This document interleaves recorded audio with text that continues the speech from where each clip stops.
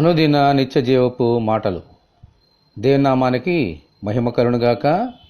దీని వాక్యాన్ని చదువుకుందాము. అప్పుడు ప్రభువు నామమును బట్టి ప్రార్థన చేయవారందరూ రక్షణ పొందుదురు అని దేవుడు చెప్పుచున్నాడు. అపోస్తుల కార్యములు 2వ అధ్యాయము 21వ వచనం. ప్రార్థన అంటే దేవునితో సంభాషణ, దేవునితో సహవాసము కలిగి ఉండుట.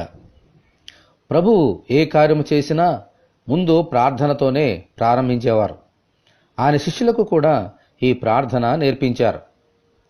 దావీదు భక్తుడు గాని ఇతర సేవకులు గాని కీర్తనల గ్రంథంలో వ్రాసినవన్నీ వారు దేవునికి చేసిన అద్భుతమైన ప్రార్థనలే. మన దేవునితో మన సంబంధాన్ని కొనసాగించేది ఈ ప్రార్థనే. మన ప్రభు అయిన యేసుక్రీస్తు నామములో మనము ప్రార్థన చేసినప్పుడు అవన్నీ పొందుకోగలుగుతాం. అన్నిటికన్నా ప్రాముఖ్యముగా రక్షణ పొందుకోగలుగుతాం.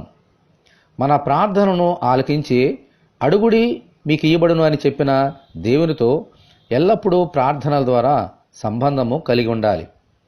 ప్రభువా, మేము ఏ విషయంలోనూ తప్పిపోకుండానట్లు ఎల్లప్పుడూ మీకు ప్రార్థన చేయనట్లు దయచేయమని ప్రభు అయిన యేసుక్రీస్తు ద్వారా మనమందరము దేవుని ప్రార్థన చేసుకుందాము. ప్రభువా, ప్రార్థన చేయటం మాకు నేర్పించుము అని మీ శిష్యులు మిమ్మల్ని అడిగినప్పుడు వారికి పరలోక ప్రార్థన నేర్పించారు.